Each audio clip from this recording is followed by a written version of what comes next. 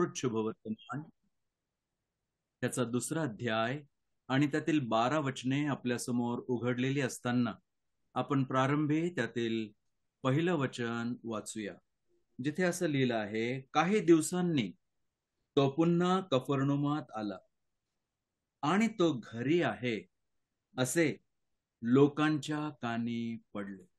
प्रभू वाचलेले वचन आपल्या सगळ्यांकरिता आशीर्वादाचे करून देव. लोकांच्या कानी पडले, हे किती महत्वाचं नाही का? आज तसं पाहता आपल्या बाबतीत, आपल्या कुटुंबाच्या बाबतीत, आपल्या घराच्या बाबतीत लोकांच्या कानी काय पडत आहे?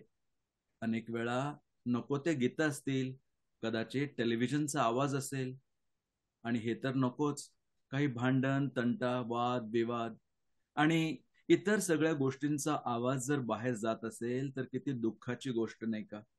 आता ह्या कुटुंबाच्या बाबतीत ना आपल्याला परिचय दिला आहे, ना त्यांचं नाव सांगितलं आहे. फक्त जिथे प्रभू येशू ख्रिस्त गेला, ती बातमी लोकांच्या कानी ह्या कुटुंबाच्या घराच्या बाबतीत पडली. किती अद्भुत नाही का? आणि इथे घडलेल्या घटनेमधून आपण एक विशेष बाब आज बघूया. प्रियांनो, आपल्या घरात, आपल्या कुटुंबात, जीवनात पण कितीतरी विचित्र आणि वेगळ्या परिस्थिती रोज येऊन जातात. आणि तसंच ह्या कुटुंबामध्ये पण घडलेली एक घटना इथे लिहिलेली आहे. जेव्हा आपल्या अवतीभोवतीची सगळी परिस्थिती अगदी अंधकारमय आणि आपल्या हाताबाहेर गेलेली अशी आढळते, मृत असे अनुभव त्या ठिकाणी असतात, तेव्हा एक गोष्ट आपण कधी विसरायला नको, की आपला प्रभू जिवंत आहे आणि हा प्रभू त्याच्या शब्दानिशी मेलेल्या गोष्टी जिवंत करू शकतो. हा प्रभू अंधकारातून प्रकाशात आणू शकतो. आज कोणत्याही परिस्थितीमध्ये आपले कुटुंब का असेना, आपले प्रपंच, संसार, अनुभव का असेना, आपला प्रभू जिवंत आहे आणि तो ह्या सर्व गोष्टी करण्यास सामर्थ्यशाली प्रभू आहे. जेव्हा तो म्हणू शकला, लाजारा तू बाहेर ये, आणि तो बाहेर आला. तो प्रभू सर्व विखर पडलेल्या अस्थिंना जुळवून त्यांना उभू करू शकणारा असा तो प्रभू परमेश्वर आहे, जो म्हणतो, बळाने नव्हे, सामर्थ्याने नव्हे, परंतु माझ्या आत्म्याने कार्यसिद्धी होईल. तो प्रभू बदललेला नाहीये, त्याचं वचन बदललेलं नाहीये, त्याचं कार्य देखील बदललेलं नाहीये. जर त्याने ते तेव्हा केलं तर ते तो आजही निश्चित करू शकतो. या विश्वासानिशी जेव्हा आपण आपल्या जीवनात या घटनेबद्दल काही लागू करू इच्छितो, तेव्हा हा न बदलणारा प्रभू आजही तसंच करू शकतो याचा अनुभव त्यांच्याप्रमाणे जर आपल्याला पण हवा असेल तर आपण प्रश्न करायला हवाय, तो केव्हा असं करतो आणि तो कसे असं करतो? आणि त्याकरिता ह्या 4 जणांच्या जीवनाकडे बघितलं तर आपण ह्याला कितीतरी शीर्षक देऊ शकतो. ह्या 4 जणांच्या बाबतीत इथे म्हणताना असं म्हटलं आहे, बापरे, त्यांचं तर ह्या 4 व्यक्तींच्या जीवनातून 4 विचार आपल्या समोर मांडू इच्छितो. चौघांच्या 4 विशेषता. 4 friends of this feeble man. ह्या पक्षघाती मनुष्याचे हे 4 मित्र. आता हा शास्त्रभाग आपल्याला परिचित आहे, म्हणून आपण त्यातील 3रं वचन अगोदर बघूया. या 4 जणांनी अशी कोणती विशेष बाब केली जी तुम्ही आणि मी पण आपल्या जीवनात करण्याची नितांत गरज आहे. First of all we notice that they brought him to the lord. त्यांनी त्याला प्रभूकडे आणले. जेव्हा आपण ते वाचतो तेव्हा आपल्या बाबतीत विचार करूया. अनेक वेळा, अनेक कार्यक्रम, अनेक इतर बाबींमध्ये आपण इतरांना आमंत्रण देतो, आपल्या घरी बोलवतो, आवर्जून आणतो, परंतु ह्यांनी त्या पक्षघाती मनुष्याला प्रभूकडे आणले. आणि हे खरोखर तुमच्या माझ्या अंतःकरणाचं वेध घेणारं वचन असू द्या. आज आपल्या जीवनाची पडताळणी यांच्या जीवनाकडे बघून आपण करूया. मी खरोखर इतरांना प्रभूकडे आणणाऱ्यांपैकी एक आहे का? प्रभूकडे आणणाऱ्यांपैकी एक आहे का? कार्यक्रमाकरिता नव्हे, घराच्या उपकार स्तुतीकरिता नव्हे, ते सगळे कार्यक्रम पाहिले तर किती गर्दी असते नाही का? परंतु प्रभूकडे आणणाऱ्यांपैकी मी एक आहे का? अंद्रियाच्या बाबतीत शास्त्रात म्हटलं आहे, योहानकृत शुभवर्तमान 1 अध्याय 42 वचनामध्ये, जेव्हा तो आपला भाऊ पेत्र, शिमोन याला भेटला, त्याने त्याला येशूकडे आणले. किती छान नाही का? जेव्हा कधी अंद्रियाबद्दल वाचतो, 3 वेळा वाचतो आणि 3ही वेळा त्याने कोणाला ना कोणाला बस फक्त प्रभू येशू ख्रिस्ताकडे आणले. आपण प्रभूकडे आणणाऱ्यांपैकी एक आहोत का? त्या मंदिराच्या बाहेर जेव्हा पेत्र आणि योहान जात होते, तिथे बसलेल्या मनुष्याने म्हटलं, काही अपेक्षेने मला काही मिळेल का?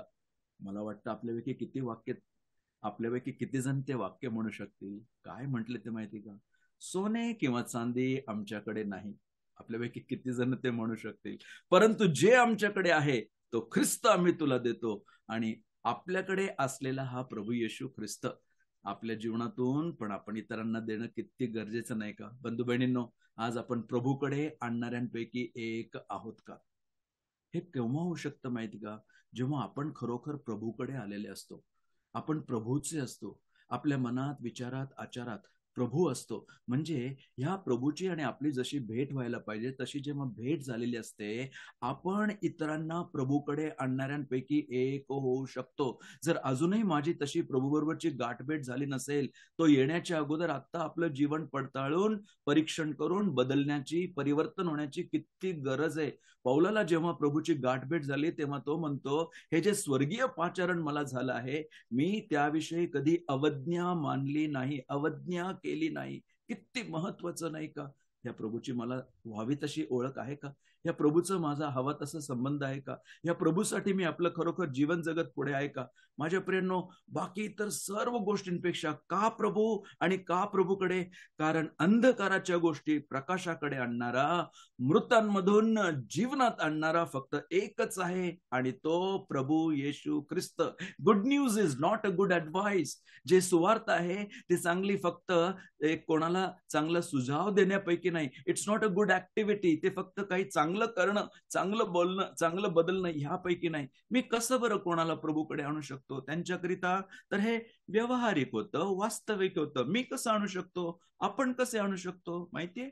आपल्या वागण्या बोलण्यातून, आपल्या जगण्यातून, आपल्या उठण्या बसण्यातून, आपल्या भेटण्यातून, आपल्या इतरांना प्रभूच्या बाबतीत प्रभूचं वचन सांगण्यातून, प्रभूच्या असलेल्या सभांमध्ये इतरांना घेऊन येण्यातून, आपल्या व्यवहारातून, आपल्या आजूबाजूच्या संपर्कातून, आपल्या सर्व जीवनातून जर आपण प्रभूला ओळखलेला आहे, प्रभू जर आपल्यामध्ये आहे, तर आपण या प्रभूला बोलल्याशिवाय, प्रभूबद्दल सांगितल्याशिवाय, प्रभूला उंच केल्याशिवाय कसं राहू शकू बरं? आपण आपल्या जीवनातून इतरांना प्रभूकडे आणणाऱ्यांपैकी एक आहोत का? आपण असायला हवंय.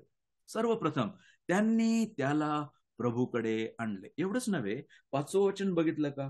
त्यांचा विश्वास पाहून येशू पक्षघाती माणसाला म्हणाला, मुला, तुझ्या पापांची क्षमा झाली आहे.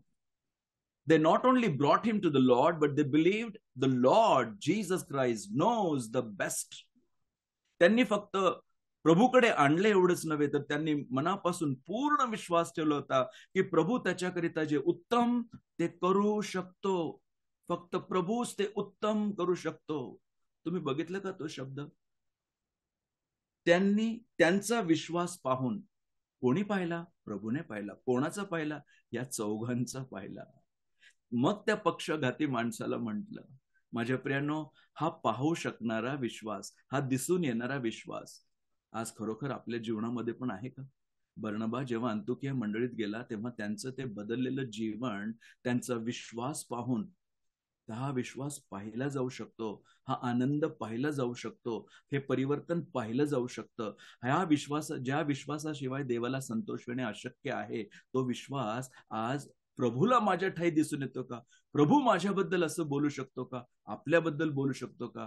प्रभू येशू ख्रिस्त, जो जमाव, इतका समुदाय त्या ठिकाणी जमलेला होता, इतकी गर्दी झाली होती, त्यांच्याकडे त्याचं लक्ष नव्हतं आणि नसतं.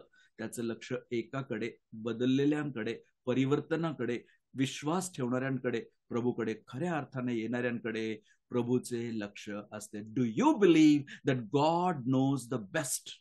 आज माझा हा विश्वास आहे का अशा प्रकारे की प्रभूला सर्व उत्तम ते ठाऊक आहे? बघा ना, जर तसं असतं तर किती फरक झाला असता नाही का? आज अनेकांच्या बाबतीत म्हटलं तर काय, त्यांचा विश्वास त्याच्या जन्माच्या बाबतीत अजूनही एका झाडाकडे आहे आणि त्या झाडाखाली लटकणाऱ्या त्या दानांकडे आहे, त्या भेटवस्तूंकडे आहे.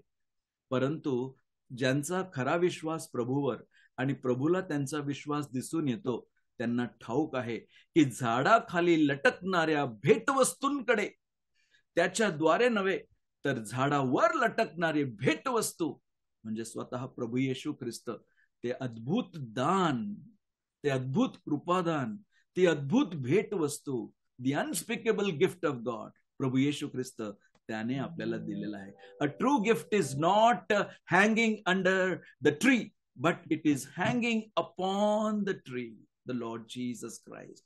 माझ्या प्रियांनो, आणि ते आहे आपल्या पापांची क्षमा. म्हणून त्याच्या बाबतीत सांगताना आपण काय वाचतो बरं? स्तोत्र 32 आणि 1 मध्ये म्हटलं आहे, ज्यांचे पाप आणि अपराध यांची क्षमा झाली आहे, म्हणजे ते झाकले गेले आहेत जुन्या कराराप्रमाणे, ते धन्य म्हटलेले. माझ्या प्रियांनो, हे सगळं कव्हर करण्याकरिता बघा ना, आज सगळे इन्शुरन्स आहेत. घराचा इन्शुरन्स आहे, आपल्या आरोग्याचा इन्शुरन्स आहे. हे सगळं झाकण्याकरिता, सुरक्षित ठेवण्याकरिता आपण ह्या सगळ्या गोष्टी करतो, काही हरकत नाही. परंतु खऱ्या अर्थाने आपल्याला झाकू शकणार, आपल्याला कव्हर करणार जर कोण असेल तर प्रभू येशू ख्रिस्त आणि त्याचे रक्त. माझ्या प्रियांनो, आणि ते आपल्याकरिता मोठी भेटवस्तू त्याने दिलेली आहे. त्याच्यापासून आपली नजर कधी हटायला नको, आपला विचार कधी परिवर्तित व्हायला नको. आणि त्याच्या बाबतीत सांगताना निर्गमाचं पुस्तक त्याच्या 12व्या अध्याय म्हटलं आहे, हा देवाचा न्याय येणार, प्रत्येकावर येणार, यहुदी असा की मिस्री असा, हा न्याय येणार. परंतु फक्त एकच गोष्ट, संहार करणारा दूत जेव्हा तुमच्यावरून जाईल आणि जिथे तो ते रक्त दारबाह्यांना आणि कपाळपट्टीला लावलेलं पाहिन, तिथे तो त्यांना ओलांडून जाईल. बस, आज त्या रक्ताच्या अधीनतेमध्ये आपलं जीवन जगण्याचं, आणि तोच सगळं काही आपल्यासाठी उत्तम करू शकतो आणि त्याच्याशिवाय दुसरं कोणी नाही, या विश्वासानिशी त्या रक्ताच्या अधीनतेमध्ये जर आपणही आपलं ख्रिस्ती जीवन जगलो तर माझ्या प्रियांनो, कोण आपल्याला काय करू शकेल? एक, त्यांनी त्याला प्रभूकडे आणले. दोन, त्यांनी प्रभूवर पूर्ण विश्वास ठेवला. प्रभू, माझाही तसा विश्वास तू वाढव. आपण प्रभूला प्रार्थनापूर्वक म्हणूया. तिसरं आणि चौथं वचन बघितलं का? मग लोक त्याच्याकडे एका पक्षघाती माणसाला घेऊन आले, त्याला चौघांनी उचलून आणले होते. आता ऐका, त्यांना दाटीमुळे त्याच्याजवळ जाता येईना म्हणून तो होता तिथले छप्पर त्यांनी उस्तरून काढले आणि वाट करून ज्या बाजेवर पक्षघाती पडून होता ती खाली सोडली. ही वचन वाचताच तिसरा मुद्दा आपल्याला आढळतो. काय बरं, काय विशेषता या चौघांच्या बाबतीत? त्यांनी त्याला प्रभूकडे आणले, त्यांनी प्रभूवर पूर्ण विश्वास ठेवला की तोच उत्तम ते करू शकतो, आणि त्यांनी जे करता येईल ते केले. काय काय केले? एक म्हटला असावा, हे बघ, त्याला तर न्यायचं आहे ना, मी एक बाज घेऊन येतो. दुसरा म्हटला, मी रश्शी घेऊन येतो. तिसरा म्हटला, हे पा, मी त्या छप्परावर चढतो आणि तिथील सर्व ते उस्तरून काढतो. आणि चौथा म्हटला असावा, मी माझं बळ सामर्थ्य वापरून तुमच्या बरोबर मदत करून त्याला खाली सोडण्याकरिता सहाय्य करतो. माझ्या प्रियांनो, यांना जे काही करता येईल ते त्यांनी प्रभूसाठी केले. मला सांगू द्या, जर आपल्याला आपल्या जीवनात चमत्कार प्रभूकडून पाहायचा असेल तर जे काही आपण प्रभू करिता देऊ शकतो ते आपण आत्ता प्रभूसाठी द्यायला हवंय. Give what you have and miracles will happen. आपलं जवळ जे आहे ते आपण जर प्रभूला दिलं तर निश्चित चमत्कार घडतील. दाविदा, तुझ्याकडे आहे फक्त गोफण प्रभू. मोशे, तुझ्याकडे काय आहे? फक्त काठी प्रभू. शमशोना, तुझ्याकडे काय आहे? फक्त गाढवाचा जबडा. हा प्रभू. शौला, तुझ्याकडे आहे हा छोटासा पेन, कारण मी गमालिल्याच्या पायाजवळ बसून सगळं काही उत्तम शिकलेलो आहे. हे पा, हे लहान मुला, तुझ्याकडे काय आहे? 5 भाकरी आणि 2 मासे. यांच्याकडे जे होतं ते त्यांनी प्रभूला दिलं आणि प्रभूने त्याचा उपयोग किती अद्भुतरित्या केला. माझ्या प्रियांनो, आज आपल्या जवळ जे आहे ते आपण प्रभूला देण्याकरिता तयार आहोत का? कारण आपलं थोडस जे प्रभूला आपण देतो ते फार मौल्यवान, महत्वाचं आणि मोठं असं होतं. Little is much if God is in it. आता मग आपण कोणी का असे ना, कोणत्याही वयाचे का असे ना, कसे का असे ना, कालेब तर 85 वर्षाचा होता आणि त्यामध्ये पण माझ्या प्रियांनो त्याने प्रभूसाठी त्या वयामध्ये पण धाडस करून अजूनही तो पर्वत, तो डोंगर त्याला मिळावा म्हणून देवाकडे प्रार्थना केलेली आपण पाहतो. माझ्या प्रियांनो, एका वयस्कर मिशनरी बद्दल असं सांगितलं जातं, आपल्यापैकी अनेक जण वयाच्या त्या परिस्थितीतून जातो. मी पण सध्या जात आहे. आणि हे बदलतं वय पाहता अगोदर जसं सगळं होत होतं तसं आता होत नाहीये प्रभू. मी आता शरीराने कमजोर होत आहे. औषध हे सगळं घेऊन अगदी जीर्ण होत आहे. जसं अगोदर सगळं करत होतो तसं जमत नाही असं आपल्यापैकी अनेकांना वाटत असावं. निराश होऊ नका. तरुण असाल की वयस्कर असाल, अजूनही त्या मिशनरीची एक गोष्ट वाचली, गोष्ट नव्हे घटना वाचली, आणि त्यांच्या बाबतीत इतकी वर्षाची सेवा केल्यानंतर पण आता वयस्कर झाले पण खूप लोक प्रभूकडे वळालेले नव्हते. हे पाहून तेथील लोकांनी त्यांना म्हटलं, हे पहा, आता आपण वयस्कर झालेले आहात, आपल्याकडनं आता सेवा जशी घडावी तशी घडू शकत नाहीये, आणि तुमच्या सेवेमुळे काही जीवात्मे पण प्रभूला येऊन मिळालेले नाहीत. फक्त एक आत्मा, तरुण लहान मुलगा प्रभूला येऊन मिळालेला होता. आणि ह्या मिशनरी जेव्हा ते ऐकलं त्यांना फार दुःख झालं. हे प्रभू, मी इतकं तुझी सेवा केली, प्रामाणिकपणे केली, आणि आता तुझ्या दासाला हे सगळं करणं अशक्य होत आहे, म्हणून तू आपल्या दासावर तुझी दया आणि कृपा असू दे प्रभू. या सर्व सेवेपासून मला निवृत्त होण्यासाठी ते म्हणत आहेत. मी ती सर्व सेवा तुझ्या नावात माझं बळ, माझं जे काही तू दिलं होतं खर्चून मी तुझ्यासाठी प्रामाणिकपणे केली आहे प्रभू. परंतु आता माझं मन तुटलंय प्रभू, हे लोक म्हणतायत, तुम्ही आता बस करा. अशा वेळी प्रभू मी काय करावं? प्रार्थना करून ते उठून पाहतात, एक लहान मुलगा मागून म्हटला, त्यांच्याशी 2 शब्द बोलून, अंकल, मी माझं जीवन प्रभूला एक सेवक म्हणून, एक मिशनरी म्हणून देऊ इच्छितो. माझ्या प्रियांनो, यांनी त्याला प्रार्थनापूर्वक प्रभूच्या हाती सोपून दिलं. हे कोण सेवक होते अजूनही त्यांच्या नावाचा परिचय तर मिळाला नाहीये, परंतु माहिती का, त्यांच्या त्या सेवेनंतर रॉबर्ट मॉफेट नावाचे एक मिशनरी आफ्रिकेमध्ये जाऊन प्रभूची मोठी सेवा करणारे, तो लहान मुलगा रॉबर्ट मॉफेट होते. जेव्हा कधी ते यायचे, लोक अगदी गंभीरपणे त्यांच्याकडे पाहायचे. ते आल्यानंतर शांत उभे राहायचे आणि त्यांच्याकडनं देवाचं वचन ऐकण्याकरिता मनाची तयारी असायची. या वयस्कर मिशनरीच्या द्वारे कदाचित लोकांकरिता मोठी सेवा झालेली नसेल, परंतु एक रॉबर्ट मॉफेट या प्रभूसाठी त्यांच्या जीवनातून घडवला गेला, आणि तो किती आशीर्वादाचं कार्य, परिवर्तनाचं, संजीवनाचं कार्य देवाने त्यांच्याद्वारे अनेक खंडांमध्ये करून घेतलेलं आपण पाहतो. आता कृपा करून लक्षपूर्वक बघा बरं ही 12 वचनं, आणि मला सांगा या चौघांची नावं काय? या चौघांची नावे काय? माझ्या प्रियांनो, त्यांच्या नावाचा उल्लेख नाही, त्यांच्या गावाचा, त्यांच्या मागोव्याचा काही परिचय आपल्याला दिलेला नाही. माझ्या प्रियांनो, आता एकच गोष्ट तिथे म्हटली आहे, 12व्या वचनात म्हटलं आहे. बघा बरं 12वं वचन, तिथे असं लिहिलं आहे, मग तो उठला व लगेच आपली बाज उचलून सर्वांच्या देखत निघाला. यावरून सर्वजण थक्क झाले व देवाचा गौरव करत म्हणाले, आम्ही असे कधीच पाहिले नव्हते. चौथी आणि महत्वाची गोष्ट, त्यांनी त्याला प्रभूकडे आणले. एक, त्यांनी प्रभूवर पूर्ण विश्वास ठेवला की तो उत्तम ते करू शकतो, आणि त्यांनी जे करता येईल ते केले. 3, परंतु 4, हे सर्व प्रभूच्या गौरवासाठी आहे. आज पाहता सगळेजण, मी, माझं गौरव, मी, माझं नाव, मी, माझी प्रतिष्ठा, मी, माझी सेवा, मी, माझं, मी, आमचं, तुमचं, ह्या गोष्टींकडे लक्ष लागलेलं आढळतं. परंतु या सर्व गोष्टीतून एक गोष्ट तरी आपण समजून घेऊया, हे सर्व चंद्र, तारे, सूर्य, ही निर्मिती, सृष्टी, सगळं काही प्रभूच्या गौरवासाठी आहे. त्याच्या गौरवाला प्राधान्य देऊन जर आपण आपल्या जीवनात हा विषय समजलो ना, आपलं जीवन सार्थक होऊन जाईल. माझं नव्हे, माझं नव्हे, प्रभू तुझेच गौरव हो. तुम्ही उठता, बसता, खाता, पिता सगळं काही प्रभूच्या गौरवासाठी करा. 1 कोरिंथ 10:31. माझ्या प्रियांनो, मत्तई 11:11 जेव्हा वाचतो आश्चर्य वाटतं. बाप्तिस्मा करणाऱ्या योहानाच्या बाबतीत म्हटलं आहे, त्याच्या अपेक्षा श्रेष्ठ असा मनुष्य स्त्रीपासून जन्मलेला दुसरा कोणी नाही. का बरं त्याच्या बाबतीत असं म्हणण्यात आलं माहिती का? कारण तो म्हणे, त्याची वृद्धी होवो आणि माझा ऱ्हास होवो. म्हणून प्रभू त्याच्याबद्दल ही साक्ष देऊन आपल्याला सांगत असताना आढळतो, तुम्ही त्याचे नाव येशू ठेवा. मत्तई 1:21. का बरं? कारण तो तुम्हाला गाडी देईल, कारण तो तुम्हाला घर देईल, कारण तो तुमचे जीवन सुखमय करेल, कारण तो तुम्हाला आरोग्य देईल. ना ना ना, तुम्ही त्याचे नाव येशू ठेवा, कारण तो तुम्हाला तुमच्या सर्व पापांपासून क्षमा करेल. शेवटचे हे बाब सांगून बंद करतो. 11 वर्षाचा मुलगा होता, उत्तम व्हायोलिन वाजवणारा होता, आणि मोठं कन्सर्ट त्यांनी आयोजित केलं होतं. शेकडो लोक जमलेले होते. या मुलाला स्टेजवर बोलवण्यात आले. ह्याने व्हायोलिन हातात घेतलं आणि त्याने वाजवण्यास सुरुवात केली. त्याचं पहिलं जे पीस होतं वाजवणं, इतकं सुंदर होतं. लोकांनी टाळ्यांचा गडगडाट केला, टाळ्यांचा गडगडाट केला. परंतु या मुलाच्या चेहऱ्यावर काही बदल नाही आढळला. लोकांना प्रश्न पडला, हा मुलगा असा का शांत आहे, हा का आनंदित नाहीये. त्याने दुसरं पीस वाजवलं आणि ते वाजवल्यानंतर तर लोकांचं मन अगदी भरून गेलं. ते म्हटले, किती अद्भुत, काय हा मुलगा, कुठून ज्ञान त्याला. आणि लोकांनी उभं राहून त्याची वाहवा केली आणि प्रशंसा केली. परंतु तरी त्याच्या चेहऱ्यावर काही बदल आढळला नाही. त्याने तिसऱ्या वेळी वाजवलं आणि हे सगळं वाजवत असताना त्याचं लक्ष शेवटी मागे कोणीतरी त्या ठिकाणी आहे त्यांच्याकडे त्याचं लक्ष होतं.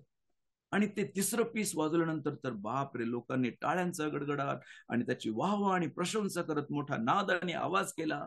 तेव्हा त्याच्या चेहऱ्यावर छोटस स्मितहास्य त्याला दिसून आलं. हा मुलगा का बरं आतापर्यंत आनंदी होत नव्हता, त्याचं लक्ष कोणाकडे होतं. म्हणून सगळ्यांनी मागे वळून पाहिलं.